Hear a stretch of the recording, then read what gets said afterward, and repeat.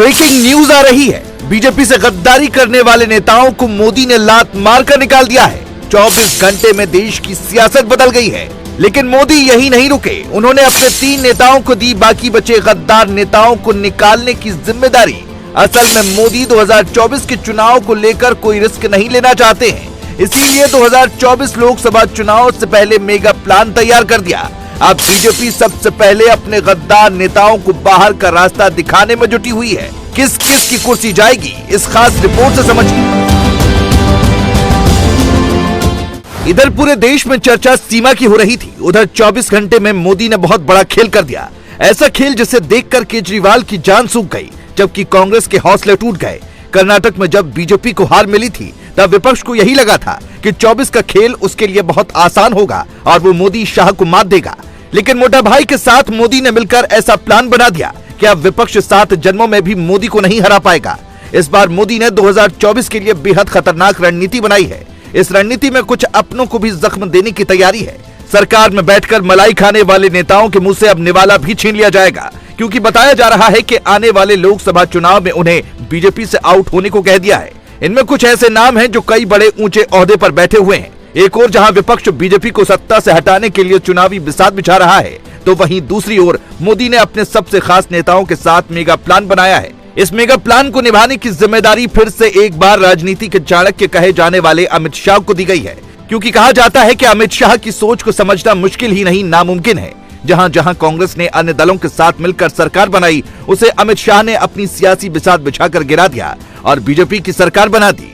विपक्ष भी जानता है कि शाह से निपटना इतना आसान नहीं है, इसीलिए मोदी ने 2024 चुनाव का पूरा लेखा जोखा संभालने के लिए शाह और कट्टर हिंदुत्व की छवि रखने वाले 2 और नेताओं को दिया है। इन नेताओं में योगी आदित्यनाथ और हेमंत बिश्व शर्मा का नाम भी शामिल है, जो अपने बयानों को लेकर सुर्खियों में बने रहते हैं और सनातन धर्म का मस्तक ऊंचा करने में कोई कसर नहीं छोड़ते हैं। जैसे जैसे चुनाव का समय नजदीक आता जा रहा है, बीजेपी ने अपनी रणनीति पर काम करना शुरू कर दिया है।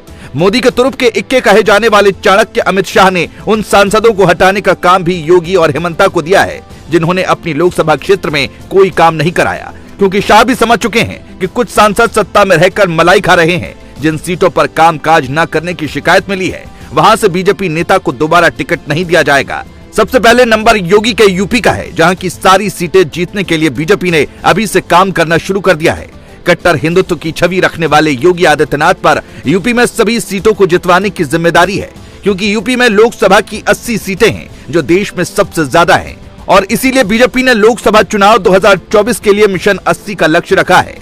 निकाय चुनाव के नतीजों से भी बीजेपी इतनी उत्साहित है। अब साफ तौर पर पार्टी के नेता और सरकार के मंत्री कह रहे हैं कि लोकसभा चुनाव में सभी विपक्षी दलों का सूपड़ा साफ होगा। पार्टी 80 की 80 सीटों पर जीत हासिल करेगी।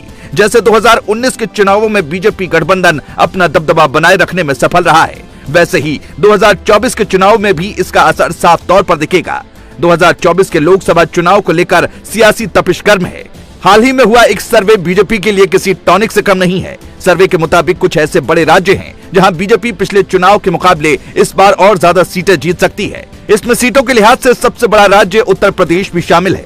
यूपी में अगर आज चुनाव हुए तो सर्वे के मुताबिक बीजेपी के खाते में 70 सीटें जाती हुई दिख रही हैं, जो पिछले चुनाव के मुकाबले से 6 अधिक हैं। पिछली बार यूपी में लोकसभा चुनाव सपा और बसपा दोनों मिलकर लड़े थे, यानी इस बार चुनाव में बीजेपी 2014 वाला ही कमाल करती दिख रही है।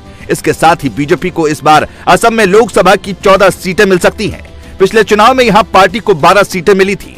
यूपी की 6 और असम की 2, यानी जिन 8 सीटों पर बीजेपी की जीत या हार का असमंजस है, उन सीटों पर अब योगी और हेमंत बिश्व शर्मा ने काम करना शुरू कर दिया है। अब कौन से नेता पर गाज गिरती है, ये देखना होगा। वैसे क्या आपके इलाके में बीजेपी के नेता सही से काम कर रहे हैं कि नहीं, इसके बारे में कमेंट में जरूर बताएं।